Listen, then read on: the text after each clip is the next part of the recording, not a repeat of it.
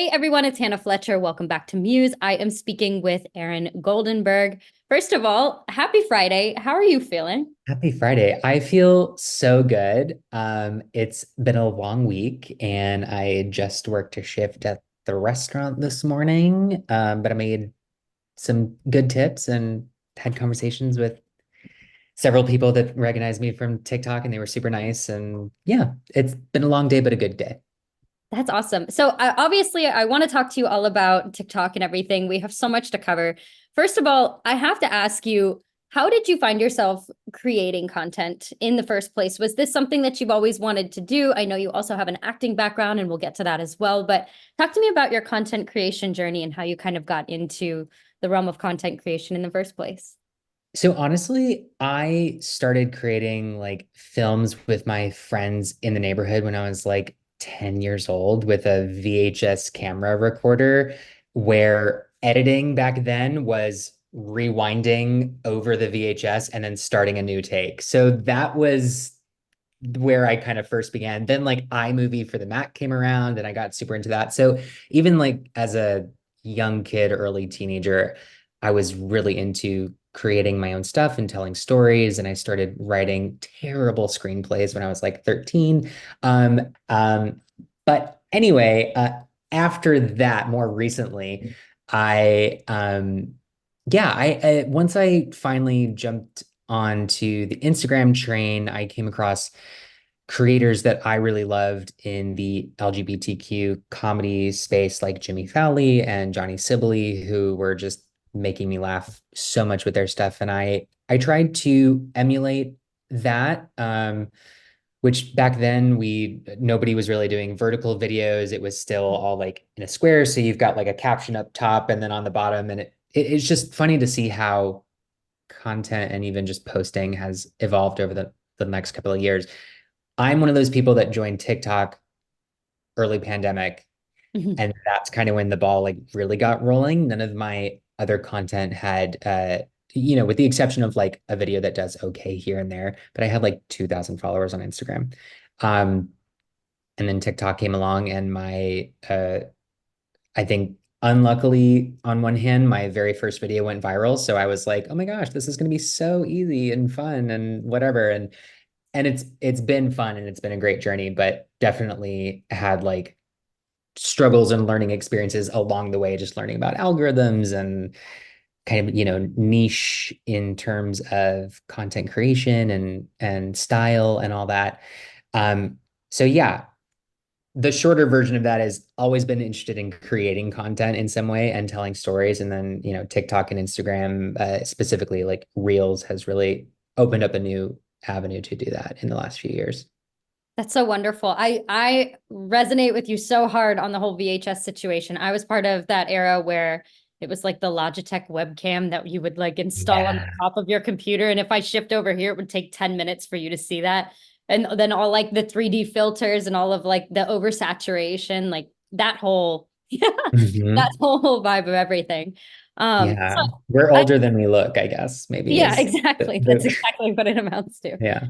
I love that you were part of that. I love that this was always kind of a part of your journey, though. And I think that that's really admirable. And obviously, you getting on TikTok right at the right time. What was it like knowing you kind of spoke to this, but I'm curious to pick your brain a little further. So, your Mhm. first video goes viral, which Yeah. is incredible.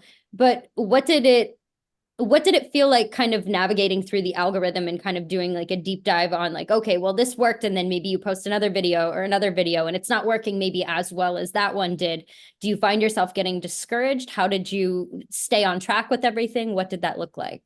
Yeah.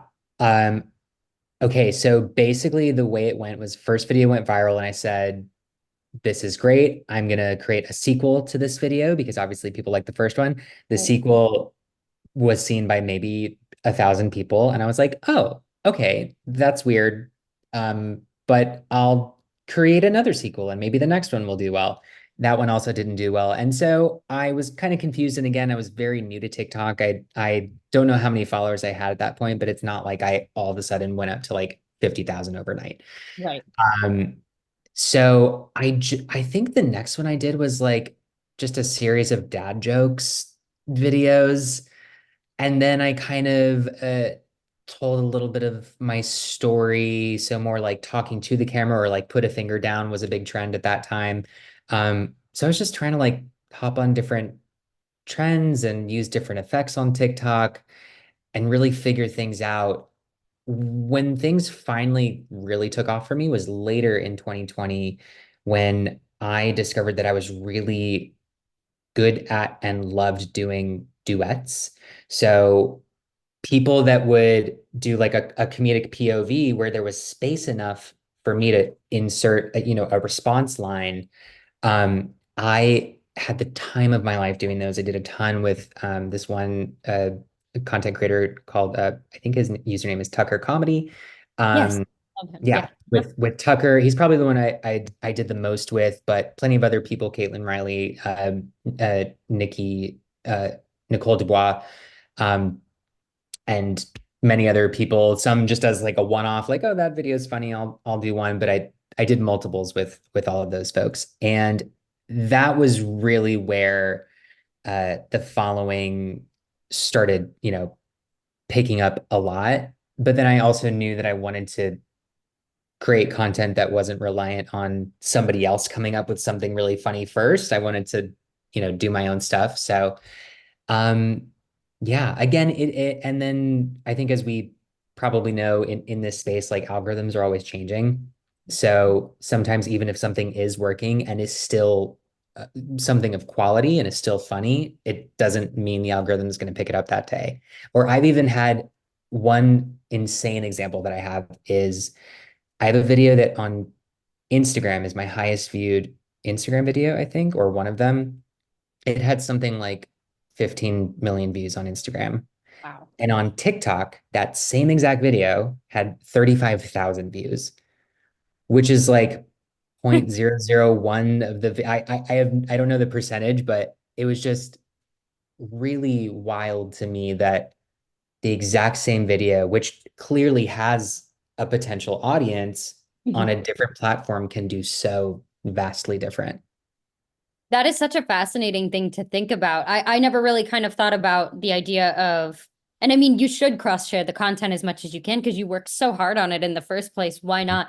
But for it to be that stark of a difference like that, that's definitely that's a Yeah. moment for sure. You're like, oh, noted, moving forward. But I'm glad Yeah. obviously it received the attention that it did deserve, at least on one platform. That's still really remarkable. Yeah. But I think moments like that for me, thankfully, are just a reminder of like, this is a computer that doesn't know me as a human being. It doesn't know my yeah, feelings. It's nothing personal. It is reading so many data points that have nothing to do with my self-worth or my talent or my comedic abilities. It's just a number. And so I try my best nowadays to take it very analytically and just as that, because as you kind of asked, like, was it discouraging? Definitely. I had so many days, especially early on, or like in the first 2 years, of course, when, COVID and so many things were going on in the world, where it really was discouraging. And it just, I would take a month or two off of, making videos entirely because I was like, why spend time making a video? It's not going to do well, no matter how funny I think it is or how much time I put into it. TikTok hates me or Instagram hates me or whatever, so I think ultimately, as with any career or goal, that the thing is, consistency and perseverance and trying your best to just move forward and improve however you can. definitely. Well, and even, people have to post or they should post according to their analytics, but like who's to really say there's recommended times that you post. So even if you Mhm. post on one at one time and then you cross share it over onto the other platform, it could even boil down to being as simple as like, well, how many other people were posting, even that had a similar niche? It Yeah. just really depends on what was going on. But now this brings us up to the mean gays. We have to talk about this. You guys are freaking hilarious in Mhm. this skit. I've binged so many videos. I love them so much. You guys are so entertaining to watch. Talk to me about how this came to be and yeah, you have the floor. I'm so curious about this. Great. Yeah. So Jake and I didn't even know each other before July of last year. Oh wow. Yeah, I was a couple of friends shared his videos with me, and my immediate thought was, oh, he's funny, but I didn't even follow him right away because I usually for me it takes a few really good videos for me to actually go follow somebody. Mhm. But then I finally did, and one of the last videos I saw of his shirt said Atlanta, and I was like, does this guy live in my city? That would Oh be my God. wild. And if he does, I would love to collab with him. Like I'm always so down to like meet up and film something with somebody else who's, passionate and doing their own thing. And um so it turned out he did live here and was down to meet. I think we met for dinner the next night. And then after dinner, we filmed like 3 videos, just like random ideas that we had talked about at dinner. I think we only ended up posting one, but we were like just so excited to get going. The Mean Gaze, I think, was probably like the 6th video that we shot together. And it was really a random idea that I had. Initially, the caption was going to be something like, your gay neighbors who you can't tell if they're complimenting you or not, That's funny. Okay. or Yeah. something like that. Uh-huh. So I knew that I wanted the caption to be shorter, and that really was the main reason why I captioned it "The Mean Gays compliment you on their walk" or something like that for those first videos. And the the first 4 videos did really well. Several of them have like millions of views, and it was clearly incentive for us to want to make more of them and explore the characters further. But the 5th video we posted, which is the one that went viral everywhere and had a life of its own on Twitter and all that. The Mean Gays invite you over for some fun. Um, that one I think really, really continues to show us, but especially back then, like, oh wow, something huge is uh possible here with these characters, and I think we just need to like keep doing them and having fun. The great thing is, and this definitely isn't the case for every character, every sketch that I've written, I feel like I can see the Mean Gays anywhere. Like, there might be, we've already done like the Mean Gays invade your favorite horror movies, or the Mean Gays as Christmas elves, or the mean, like, and then, more real world scenarios as well. But like, I feel like if you just name a time and a place and maybe the other character that they're talking to, like I feel like the possibilities of scripts are endless. And I love having that sort of material that's just feels so readily available. I agree. I have to say that the Christmas one was like one of my favorites. I Oh, yay. so much. No, I think that you have such a great grasp on it. I love that you two like have known each other for under a year. I think that that's incredible because you wouldn't know that looking at the content. You can tell that you guys just Mhm. really get along very well and play off of each other very well. Are you scripting? Obviously, you're coming up with the ideas ahead of time, but are you scripting out everything like to a T? I know some content creators do that, but then some are like, okay, here's the umbrella of the idea. Let's Yeah, take it and see where it goes, and let's take as many takes as possible and doctor it up in editing. What does your process look like? definitely scripting. Mhm. I find a lot of, I don't know, I find a lot of joy in writing personally. Like I think maybe it taps back to that, 13-year-old writing really bad screenplays to now the 35-year-old writing TikToks. But yeah, I definitely script it all out, and then as we get together to film, and then depending who else we're filming with, we'll like throw around some improvs on the spot, but typically they are pretty close to the original script. Um, I've done videos before, either solo or with other people, where we just went loosely based off an idea, and all I've found is that there's way more footage and it's way harder to edit later on. And then certain things that you thought from one angle to the other, like, oh yeah, that'll match. Then you bring them into editing, and it's like, oh no, the thing I said there doesn't make any sense because we shot those things 20 minutes apart and I forget what the other person said. So I just find it so much easier to have a script there. That's really, I agree. That's the way if I, especially working with someone else as well, I feel like it would be a Mm. more, not condensed necessarily, maybe, but also like a more structured type of a shoot. That structure sets you free in that aspect, I feel like. Yeah, absolutely. So, how are you dealing with the idea of like, especially now with implementing a partner into your content and working with someone else and everything like that? What is your secret to prohibiting burnout? Have you been able to prohibit that? Does it happen very often? Or again, even with kind of like taking this trajectory shift and working with someone else, maybe it doesn't, maybe it does. What does that look like for you? And if you have any advice for those who maybe are aspiring content creators, but maybe make a video and then wean off for a bit and then want to post again, but then they're burned out too. Any piece of advice that you would give to them as well? I've definitely struggled with burnout. Hmm. I currently, on top of creating content, I'm an actor. So, like yesterday, for instance, I got home from work and then I was working on 3 auditions that I had to film and edit and submit by the night's end. And I had a 2 hour Zoom call discussing a script for an upcoming film that I'm shooting next month with the director. So I kind of was at like work in the morning and then went straight to like working at home. That isn't every day for me, thankfully. Today happens to be another one of those days. I worked in the morning and then I've been on Zoom calls since I got home. Um, but preventing burnout, yeah, I think for me, maybe it comes easier because I find myself to be a natural introvert slash omnivert. So I don't really have the desire to go out and party tonight. I'm so fine with after I get done with this call, I have to finish up a couple more things, but I'm gonna like veg out and watch TV and like recharge.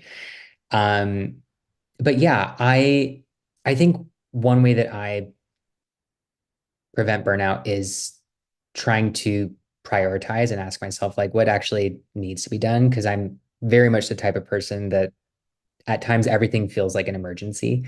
So like I have to do it all. And if I don't, I'm a failure for whatever reason. I have to remind myself that's not the case. You're not a failure. You're doing the best you can in the 24 hours a day that you're given. Um, but yeah, if that means not putting out a TikTok for a week and a half because I've got these other things and deadlines that I kind of have to do, I have to go to work and I have to take this Zoom call and I need to submit this audition, then TikTok can wait for a week and a half, you know?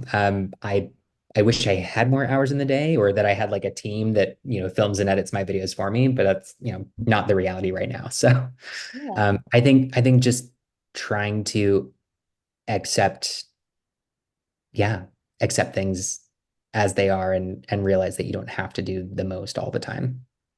You have a very healthy understanding, perspective, and balance, I feel like, when it comes to this. And I can feel that just speaking with you now. And I think that that's really great. And I love the fact that you said like, and this is good even for those at home who are watching, whoever maybe is kind of finding themselves in a similar situation of like, they want to create content, but maybe they get hindered along the way for X, Y, and Z reasons. It's like you Or don't have to. family emergencies, or I mean, Exactly. early last year in January, I got sick. I was hospitalized and I was homebound for a month, like healing and all that stuff. So like life and my health like took priority. And then of course I felt, that momentary discouragement of like the algorithm's gonna hate me again because I haven't posted anything for a month. And again, just realizing like it's not the end of the world. If you never create a successful TikTok again, you'll find something else to do. Like, it's okay. If it's meant to be, it's meant to be. But It's meant to luckily be, you yeah. did. Luckily the algorithm said, come here. So Luckily, July happened and Jake and I that, met. Yeah. that is so wonderful. Now, where do you see yourself in your career? And this can be for acting, content creation, everything. Where do you aspire to see yourself within the next several years in terms of your career? Is there any type of content that you're like, oh, I definitely want to make this type of a video, or now that I have Jake, try this, whatever you would like to share with us? Yeah. I would love to share more about things that are already like in the works and happening, but I'm not able to yet. But um I definitely see the ball rolling in a lot of different avenues. So social media, acting, but scripted content, just being able to like be behind the camera and producing or putting together certain things. So, um, I mean, the first night that Jake and I met, one of the things that we said to each other at dinner, we kind of like stated some of our goals, and one of them for both of us was would love to break 100,000 followers on Instagram. We both have surpassed that. I mentioned because I was at like 850K on TikTok. I was like, I'd love to break 1 million finally, after all these years, was Yeah. able to do that. And then another thing that we said was, we would love to write and star in our own like TV series, or whether that's, something along the lines of The Office, where several of the actors were also on the writing staff. I would absolutely love to um, do something like that. I think that's obviously The Office, I think, is such a dream gig for so many actors and writers, because not only is it a highly beloved show, but it lasted 9 seasons and it continues to be incredibly popular to this day. But also just to like, I think, have that dual responsibility of being in the writer's room as well as on screen is just something that's very appealing to me. And I'm hoping that, in the near future, that would become a reality. Definitely. Also speaking to The Office, I think even just the way that it was created, the way that it was filmed and everything like that too. I mean, so many people look at how it set the precedent for so many other shows. You have Brooklyn Nine-Nine, Parks and Recreation, like all of these Yeah. wonderful, even like podcasts are adapting the whole idea of Mhm. the method and everything. It's really wonderful. So I completely empathize with you on that. And also I don't doubt that you have the ability to do it for sure. Um, I would love to ask you, kind of wrapping all of this up. Obviously, you're working with Viral Nation. I met your agent earlier. He's wonderful. So talk to me a little bit about what it's been like having the opportunity to work with Viral Nation, and obviously you're being supported in such a way that so many content creators wish they could be. What's that been like for you?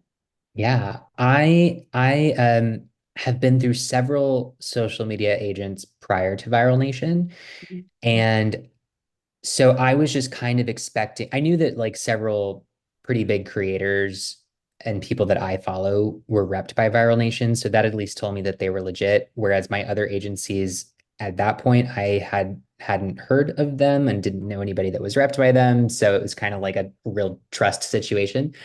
Um, but I kind of just expected naively, I guess, Viral Nation to be just better of the same stuff. So like just the baseline job of, getting you paid campaigns on social media. I had no idea at the time that Viral Nation, had departments that helped with merch and could help launch podcasts, and had a PR department and all this stuff that has really been way more than I bargained for, as well as the fact that they're great at communication. Um, you know, uh, I have their cell phone numbers. My last agent, I didn't have anybody's cell phone, so I had to wait. I had to wait, until they saw my email, hoping that they saw my email. So yeah, they've really been amazing to work with, and I'm excited to, uh, yeah, continue to see what we can do together. I would say prior to having an agent at all, it is really hard as a content creator, because I've been reached out to by even some big recognizable brands who just want to lowball you as Mhm. much as they can, or with the promise of like, hey, if this gig that we're going to pay you $250 for goes well, there might be more in it for you. Like maybe we'll do it again.